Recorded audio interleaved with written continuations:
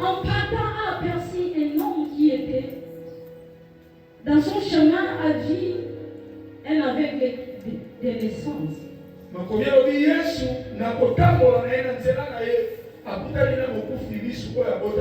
Ça veut dire la personne n'a jamais vu personne. Ni ses parents, ni son père, ni sa mère, même pas ses voisins. Donc pour dire que la personne vivait dans les ténèbres totales.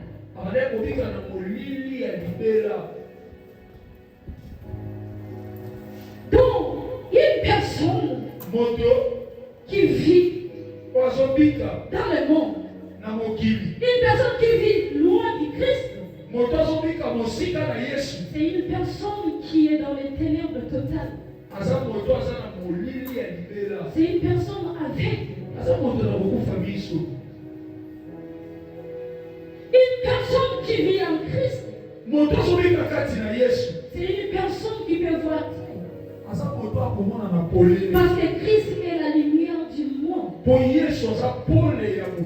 Donc si tu veux voir, il faut vivre dans le Seigneur.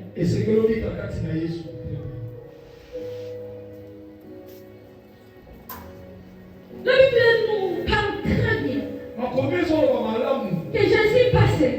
Maintenant Jésus a vu cet homme. Il passait.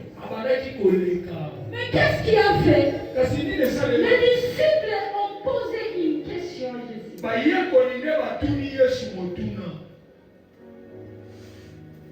Et c'est là que les miracles ont commencé. Les disciples ont posé une question à Jésus. Pour dire, est-ce que, pourquoi il est né avec? Est-ce que c'est la faute de ses parents? Ou c'est lui-même qui a péché? Non, demandons-nous pourquoi cette question? Pourquoi cette question? Tandis que les disciples connaissaient très bien les tailles dans lesquelles était cet homme. Et les disciples aussi connaissaient la loi de l'infirmité. Ils savaient très bien qu'en Israël, il y avait une doctrine, une loi qui disait que les enfants héritaient la malédiction de leurs ancêtres. Ou si une personne souffrait, donc ça veut dire que la personne a péché. Ils savaient tout ça très bien. Parce que cet esprit de l'infirmité était considéré comme étant une personne impie. C'est des personnes qui étaient isolées, éloignées. Mais pourquoi cette question? À poser cette question, si nous lisons d'abord le verset 8 et le verset 9, nous allons comprendre que le verset 8, ils ont fallu passer Christ pour un juge. Et en 9, ils voulaient faire passer Christ comme un philosophe. Pourquoi? Parce que en quelque sorte, quand j'ai posé la question, ce n'était pas pour apporter la solution dans la vie de cet homme. C'est uniquement pour qu'on puisse leur donner beaucoup plus d'explications sur la misère, la souffrance de cet homme. Parce que les philosophes de cet homme, et ils avaient crié à ces philosophes, mais ces philosophes n'ont rien apporté dans la vie de tous ces gens. Rien. Les philosophes ont fait en sorte que ces personnes soient abandonnées. Les philosophes ont fait en sorte que ces gens soient éloignés, isolés, rejetés, abandonnés. Ils ne pouvaient rien faire pour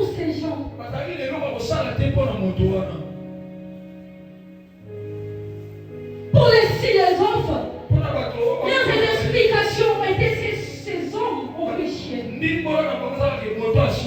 Ou leurs parents ont péché. C'est la raison pour laquelle ils souffrent. Et nous n'avons rien à faire pour eux. Si nous regardons bien cette question, cette personne avec un nez comme ça. Et alors, pourquoi poser une question que est-ce qu'il a péché? Posons-nous la question, quand est-ce qu'il a péché? Dans le ventre de sa mère?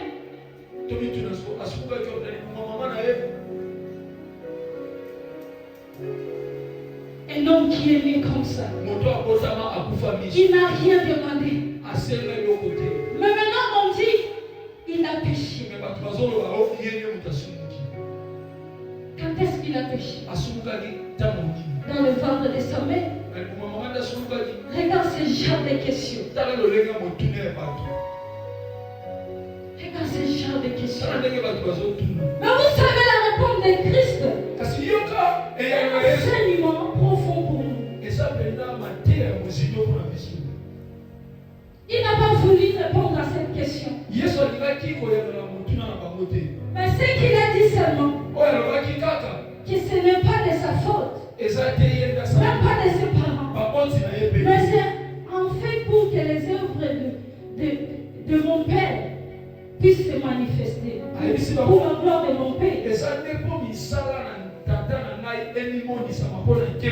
En quelque sorte, Jésus vous l'a dit. Je ne suis pas pour juger cet homme. Je ne suis pas venu pour expliquer la misère de cet homme. Mais moi je suis venu pour sauver cet homme. Moi je ne suis pas venu pour condamner. Moi je suis venu pour apporter la solution.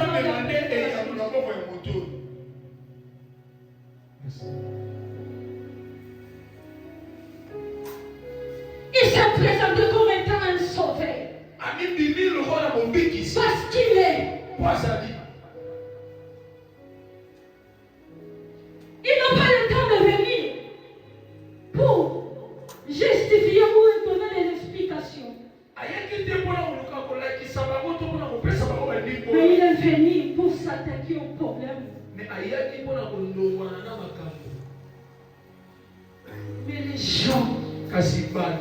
les gens aujourd'hui,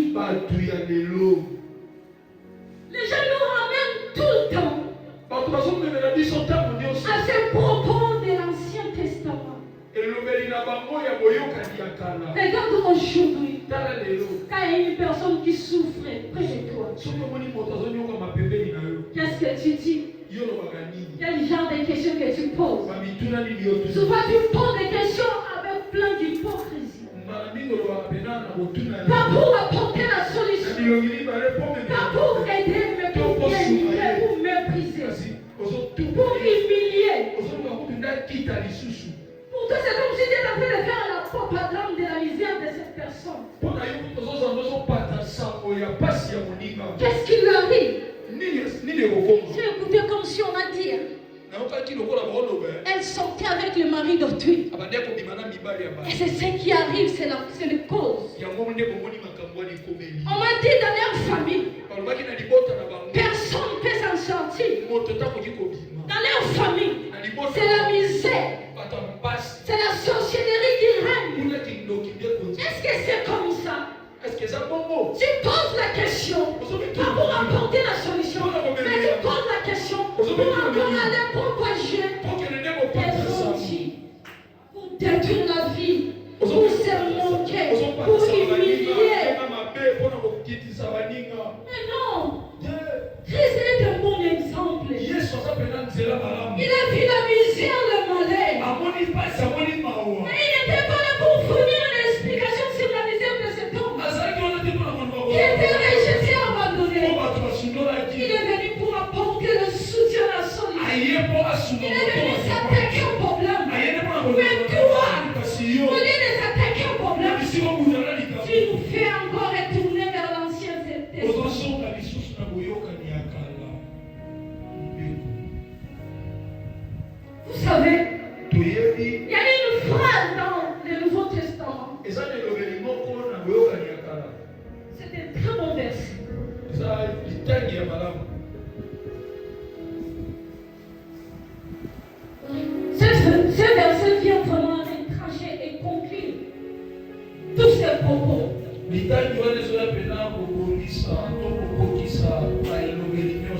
Galates chapitre 3, le verset 13.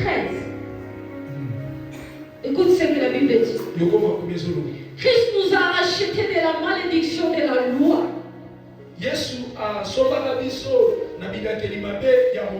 En devenant malédiction pour nous. Mais c'est déjà tranché. Il suffit que si tu es un vrai croyant, un vrai croyant en Christ,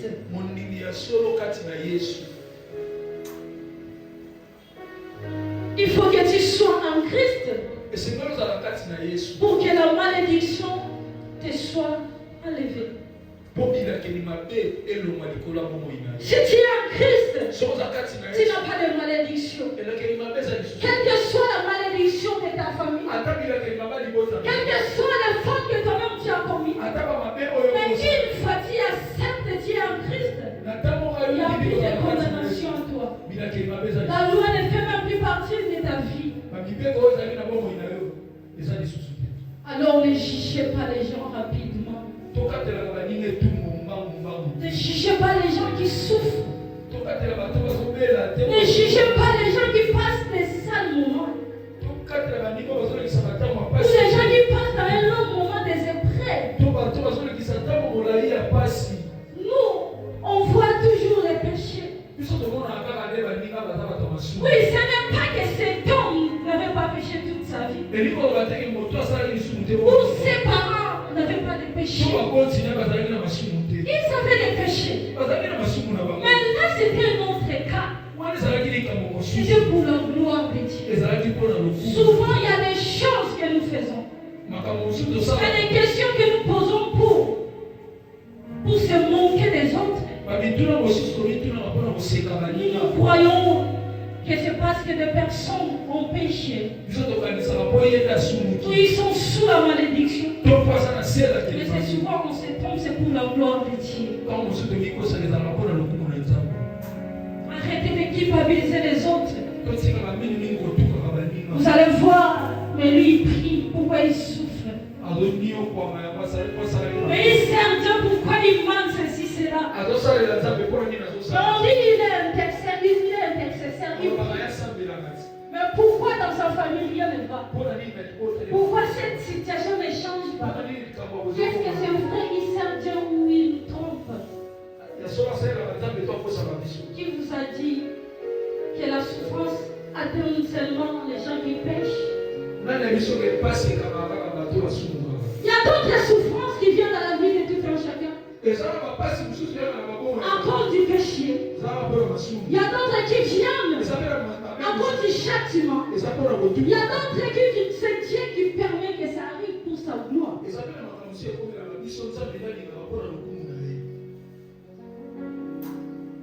Quand les disciples ont posé cette question,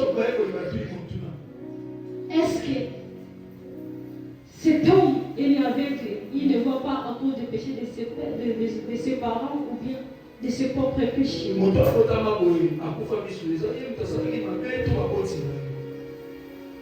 Et c'est là que les miracles ont commencé. Laisse-moi te dire, toi à qui les gens posent des questions sur ta vie, ne te dérange pas. Toi à qui les gens sont rassemblés, les gens font des réunions à cause de tes noms pour poser des questions. Mais laisse-moi te dire, il faut que tu commences à bénir Dieu. Bénis Dieu au lieu de pleurer. Bénis Dieu au lieu de te lamenter. Pourquoi? Laisse-moi te dire ainsi. Si les disciples n'avaient pas posé cette question, ils n'allaient pas faire le miracle dans la vie de Dieu. Laisse les gens parler mal de toi. Laisse les gens poser des questions sur ta personne. Et c'est à ce moment, la personne qui passe va écouter pour venir opérer des miracles dans ta vie.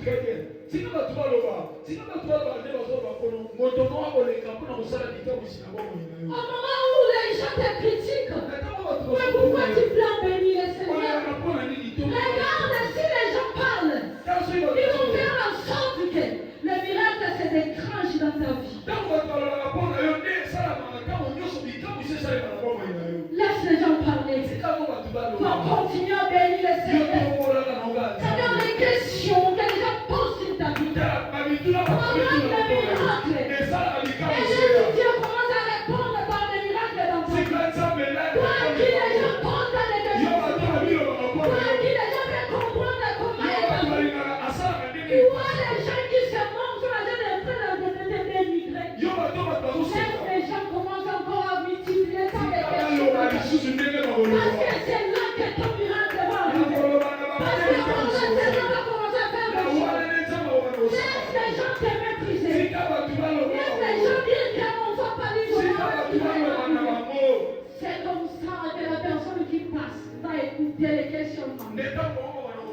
pour venir apporter le soutien et la solution d'après.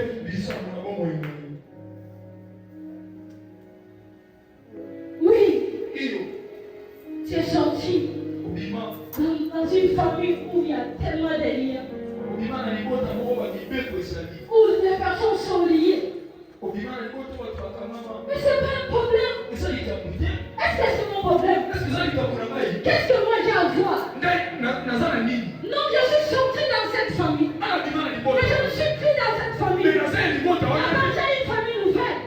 Moi, je m'en fous des propos des autres. Même si dans cette famille, les gens ne se marient pas. Alors moi, qu'est-ce que j'ai à faire? Du fait que moi, je sais que j'ai changé de famille. Je vais me marier. Je vais avancer. Je vais faire la main de Dieu. Écoute, j'aimerais te dire une chose. Même quand dans le cours, quand nous allons en classe ou à l'université, quand un professeur donne cours, il commence avec des théories. Des théories. Mais il ne finit pas le cours avec un exemple. J'aimerais dire une chose. Oui, tout ce que les gens disent sur ma famille, ce n'est que des théories. Tout ce que les gens disent sur ma personne, ce n'est que des théories. Mais moi, je serai un exemple. Un exemple de la grâce de Dieu. Moi, dans ma famille, je serai la première personne qui suivra la faveur de Dieu. Je vais me marier. Je vais voyager. Je vais travailler. Je vais honorer les gens. Je vais honorer Dieu. Je serai un vrai exemple. Non, je ne suis pas dans les théories. Je ne suis pas dans la loi. Mais moi, je suis en Dieu, un vrai exemple. Je sais que dans cet avenir, dans notre quartier, rien ne va. Les gens ne s'en sortent pas. Mais moi, je serai un vrai exemple. Moi, je sortirai. C'était pour autre. Je sortirai.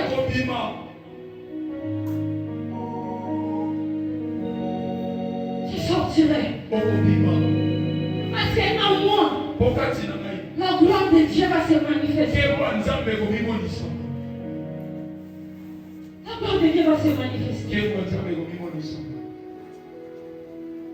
Je vais aussi donner le conseil à quelques personnes.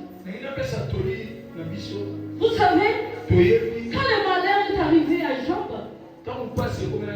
ses amis commençaient à lui dire, réponds-toi, parce que tu as péché. Et ces hommes aussi, les disciples de Jésus, on parle aussi à cet homme de cet homme où cet homme a péché ou ses parents. Ne confesse pas de péché imaginaire. Même si tu pries, tu ne vois rien. Et que tu pries, tu ne vois rien des champs. Mais si tu es conscient que tu n'as pas péché, on te pousse à pécher, qu'est-ce que tu vas pécher? Tu vas confesser quoi?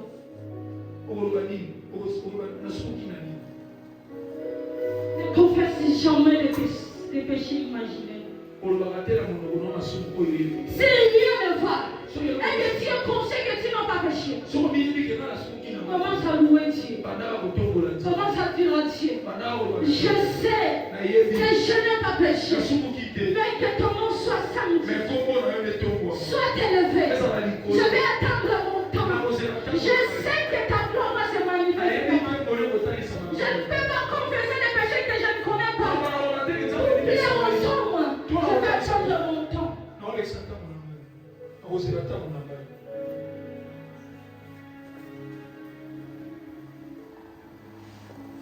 Quand les disciples ont posé cette question,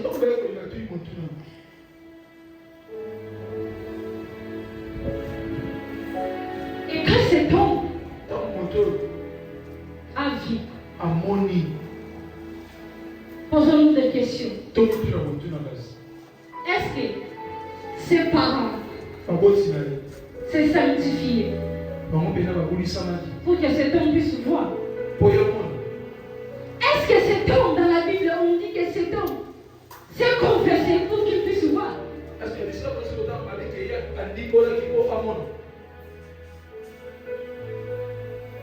Pour dire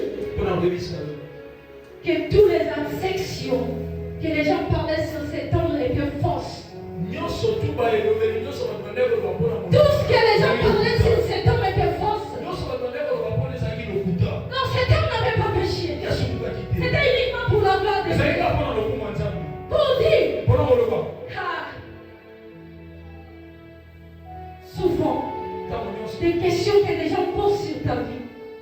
qu'ils ont une fausse théorie sur ta vie. Parce qu'ils ont une fausse doctrine dans ta vie. Ah, laisse que Dieu puisse confondre les gens qui ont une fausse théorie dans ta vie. Laisse que Dieu puisse confondre les gens qui ont une fausse doctrine sur ta vie.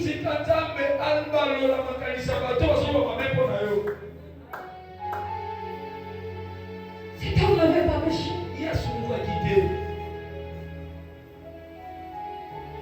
Vous savez, lorsque tout Israël était en train de tâtonner, si réellement Baal était un vrai Dieu ou si le Seigneur était Dieu,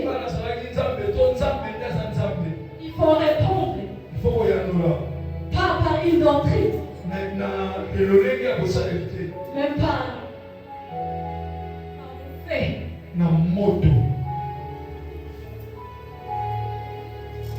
faits. Lorsque les gens cherchent à savoir si tu es maudit ou si tu as péché, laisse Dieu puisse répondre avec sa puissance dans toi. Laisse la puissance de Dieu puisse se manifester. Ne se justifie pas. Laisse la puissance de Dieu puisse se manifester. Regarde, aussi longtemps que tu cherches à convaincre l'homme, tu perds ton temps. Parce que l'homme lui-même, il est aveugle. Parce qu'un homme qui juge, qui condamne, qui est toujours dans les critiques, c'est un aveugle, c'est une personne qui vit dans les ténèbres. Mais comment tu peux te laisser conduire par une personne qui vit dans les ténèbres? C'est quoi la suite de votre marche? Regarde, le meilleur compagnon pour ton chemin, c'est Christ.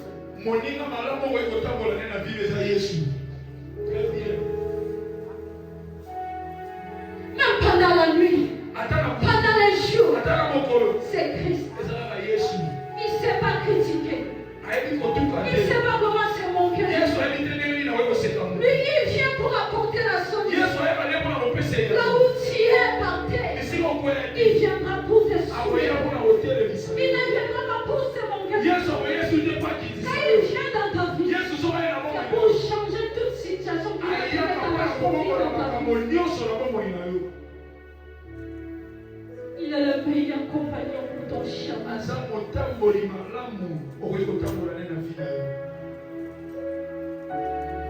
Le miracle s'est produit d'une manière extraordinaire, si je peux dire.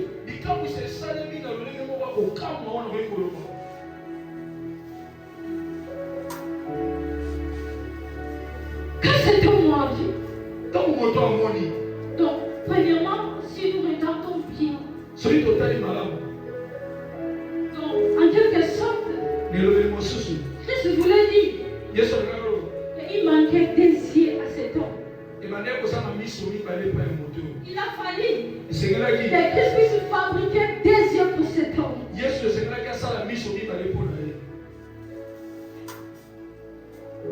Quand on parle de en fait les œuvres de Dieu sont manifestées,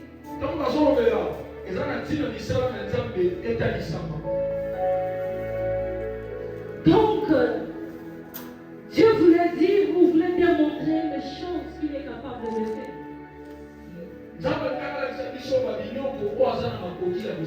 Rentrons. Genèse. Quand Dieu a créé l'homme,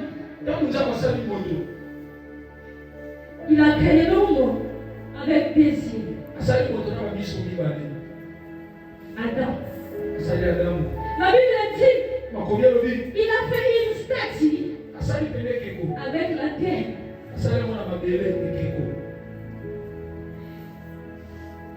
Quand Dieu a créé l'homme, l'homme avec ses désirs, les oreilles, avec tous les organes. Mais c'était encore caché. Pour que ça puisse fonctionner, il a fallu Quand il a soufflé, et tout a commencé à fonctionner. Et c'est pareil pour cet homme.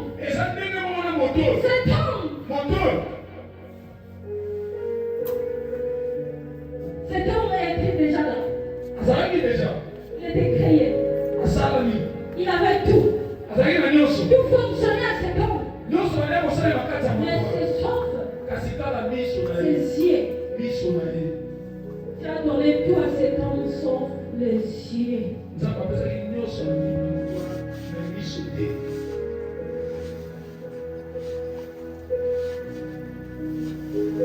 Et une chose, lorsque les disciples ont posé cette question, pourquoi cet homme est né avec? Et c'est là maintenant, Jésus se révèle comme étant le créateur. Jésus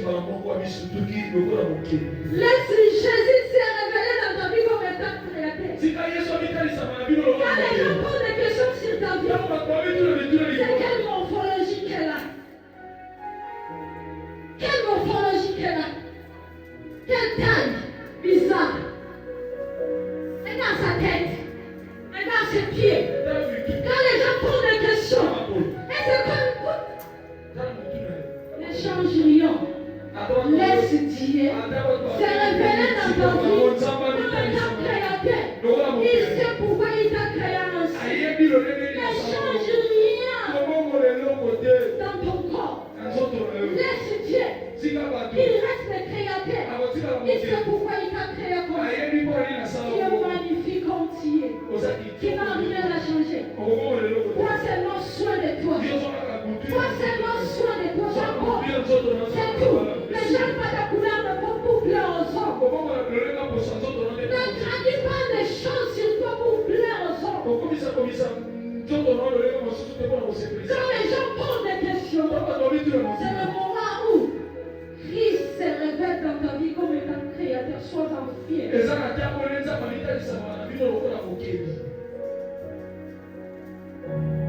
Sois-en fier. Christ se présente comme étant créateur. De la même manière que Dieu s'est penché pour créer Adam.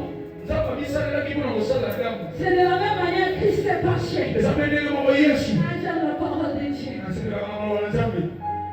Il prend la bouffe. Dieu s'est penché pour créer Adam. Il a pris la terre. Il a créé Adam. Et Jésus aussi. Il est venu pour montrer que je suis le créateur. Je suis le sauveur. Je ne suis pas un juge. Moi, je suis venu aussi pour créer. Tellement il se penche. Il prend la bouffe. Il fabrique le ciel.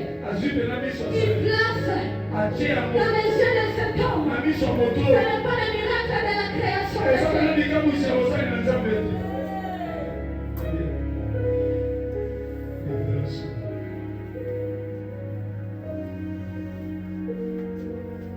C'est le miracle de la création.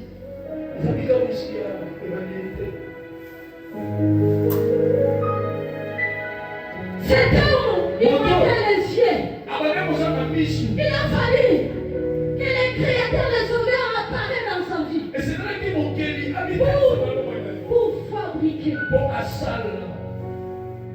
Pour fabriquer les cieux. C'est de la même manière. Dieu a pris ce procédé pour créer Adam. C'est de la même manière que Jésus a fait. Mais maintenant l'homme a été créé. On a fabriqué les yeux.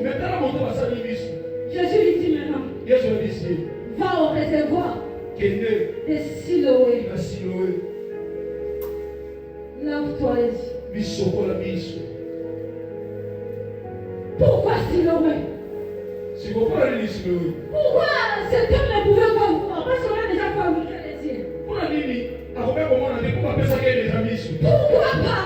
Pourquoi pas il ne pouvait pas voir? Pourquoi Siloé? Vous savez, si cet homme avait pris de l'eau, n'importe quelle eau,